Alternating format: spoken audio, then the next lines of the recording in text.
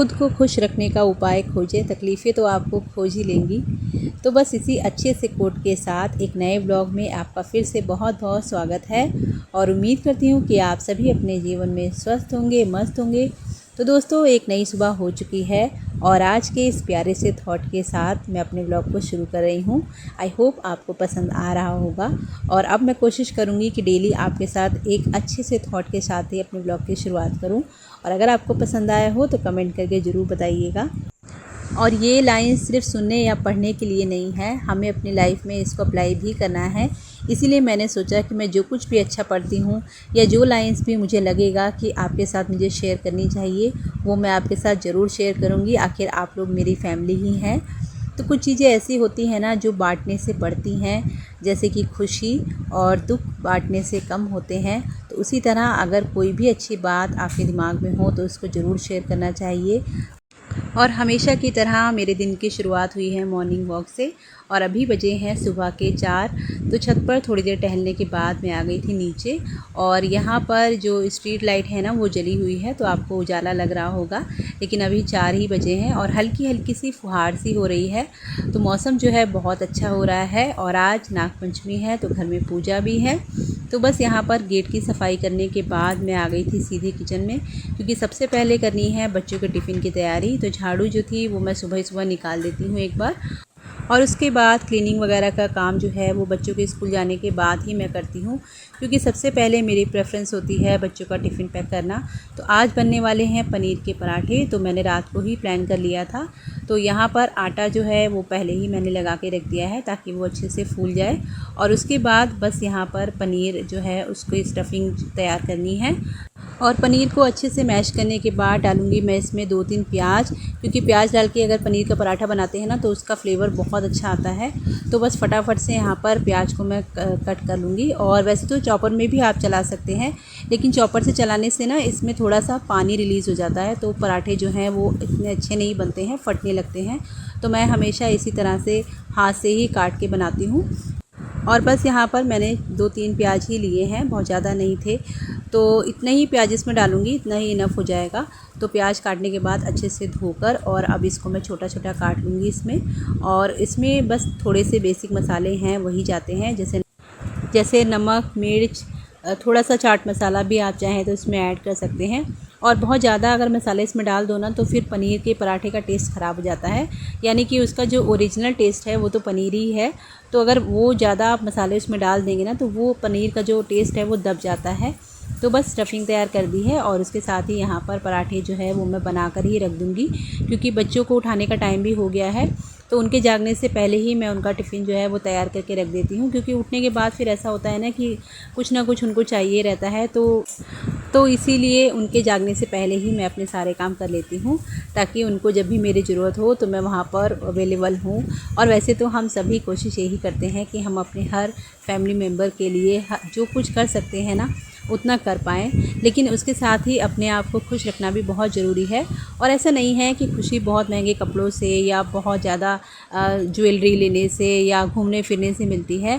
जो अंदर की खुशी जो होती है ना वो हमारे घर को परफेक्टली चलाकर या अपने बच्चों को खुश देखकर जो खुशी मिलती है ना उसकी कोई वैल्यू नहीं हो सकती है। और उसके साथ ही जब हम अपने आप को खुश करने के लिए छोटी मोटी चीज़ें भी करते हैं ना, जैसे कभी कोई अच्छी साड़ी पहन ली या थोड़ा सा अपने आप को पैम्पर कर लिया, तो बस अपने आप को खुश रखने के यही छोटे छोटे तरीके होते हैं और हम सबको अपने जीवन में इन तरीक़ों को अपनाना चाहिए। देखिए, परेशानियां तो सबके जीवन में हैं, किसी न किसी रूप में हर कोई परेशान है, लेकिन उसको अपने ऊपर इतना हावी नहीं करना चाहिए कि उसकी वजह से जो हमारे जीवन की छोटी छोटी खुशियां हैं ना उसको हम लोग इग्नोर कर दें। जैसे हमारे बच्चों का बचपन है, आज बच्चे छोटे हैं तो हमारे पास बिल्कुल समय नहीं होता है कि हम अपने लिए भी टाइम निकाल पाएँ। कल को जब ये बच्चे बड़े हो जाएंगे, बाहर चले जाएंगे, तो इसी टाइम के लिए हम लोग तरसेंगे। तब हमें ये जो टाइम है ना ये लगेगा कि हमारे पास कितना एक्स्ट्रा टाइम है, काश कि वो दिन वापस आ जाते। तो आज जो भी है उसमें जीना सीखिए और उसमें खुश रहना सीखिए, चाहे थोड़ी कमी ही सही।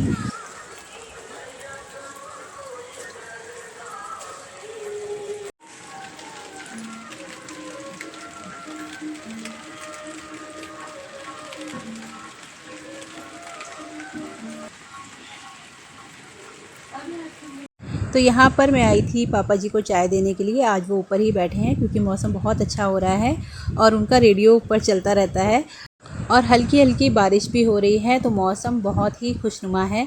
यहाँ पर बेटे को नहलाकर बस मैं बिठाकर गई थी कि इतनी देर में दूध वाली आ गई, तो मैं दूध लेने चली गई थी और इसने कर लिया है अपना पूरा मेकअप। या पाउडर इसने फेस के साथ साथ अपने घुटनों पर और हाथों पर सब जगह लगा लिया है, तो बस उसको ही मैं ठीक कर रही हूँ क्योंकि अभी बस इसको स्कूल भेजने के बाद मुझे अपने सफाई के कामों पर लगना है। और बस यही सुबह सुबह भाग दौड़ी होती है, सबके घरों का यही हाल है। किसी को स्कूल जाना है, किसी को ऑफिस जाना है, तो 8 बजे के बाद तो मुझे नहीं लगता कि कोई औरत आराम से बैठती होगी अपने घर में, क्योंकि भागम भाग ही रहती है और एक के बाद एक जो है काम जो है वो चलते ही रहते हैं।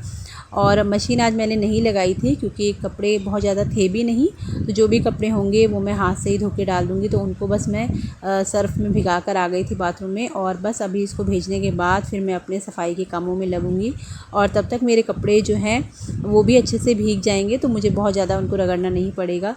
तो और क्योंकि आज त्यौहार भी है तो मुझे थोड़ी सी जल्दी भी है, तो फटाफट मैं अपने कामों को निपटाने की कोशिश कर रही हूँ। और हम सभी अपने घर को अपने हिसाब से मैनेज करते ही हैं, सबके घर का एक अलग रूल होता है और उसी के अकॉर्डिंग हमारे सबके घर चलते हैं। लेकिन ये ज़रूरी नहीं है कि आपने जो कुछ भी प्लान किए हों वो सारे काम हो ही जाएँ।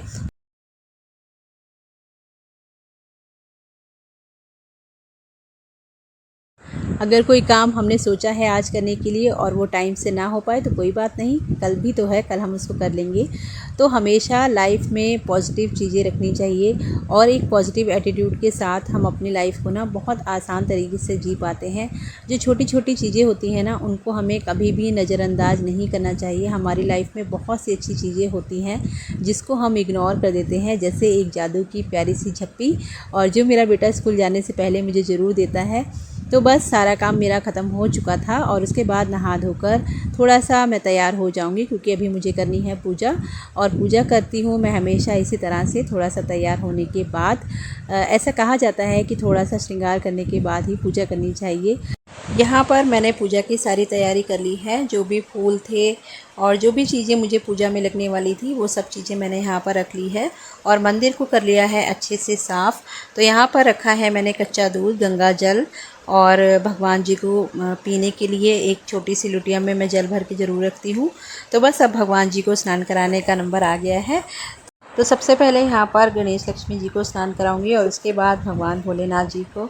और बस यहाँ पर भगवान को स्नान कराने के बाद फिर जो भी पूजा होती है वो मैं करूँगी और उसके बाद खाना पीना जो भी आज बनना है वो बनेगा, क्योंकि आज नागपंचमी है। तो हमारे यहाँ पर पूड़ी और मीठे जवे बनते हैं, उसका भोग लगाया जाता है। और कच्चे दूध में कोयले से नाग देवता बनाए जाते हैं दरवाजे पर और उनका भी भोग लगाया जाता है।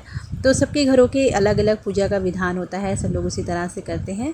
और यहाँ पर मेरे छोटे से लड्डू गोपाल जी भी नहा धोकर अब तैयार होने वाले हैं और आज थोड़ी सी लेट भी हो गई थी क्योंकि जब भी कोई विशेष पूजा होती है तो उसकी तैयारी में थोड़ा सा समय लग जाता है। तो वैसे अभी बहुत ज़्यादा टाइम नहीं हुआ है, 8:30 या 8:45 का ही टाइम होगा। तो बस यहाँ पर भगवान जी को स्नान कराने के बाद जो भी ये जल है उसको मैं पौधों में डाल देती हूँ और बस यहाँ पर भगवान का श्रृंगार करती हूँ और उसके बाद आपको दिखाती हूँ कि मेरे भगवान जी कैसे लग रहे हैं। तो पूजा करते टाइम ज़्यादा तो मैं शूट नहीं कर पाती हूँ, नहीं तो फिर ध्यान भटक जाता है और मुझे अच्छा भी नहीं लगता है, लेकिन थोड़ा बहुत मैं आपके साथ शेयर करती रहती हूँ। तो यहाँ पर सारे देवी देवताओं जी का जो है स्नान हो चुका है और बस यहाँ पर भगवान भोलेनाथ को बेलपत्र, शमी पत्र और गणेश जी को दुर्बा मैं डेली चढ़ाती हूँ। और आप तो जानते ही हैं कि लड्डू गोपाल जी को चढ़ते हैं तुलसी पत्र। तो यहाँ पर सारी पूजा पाठ समाप्त करने के बाद में आ गई थी मैं सीधे किचन में और भगवान के भोग की तैयारी यहाँ पर हो चुकी है।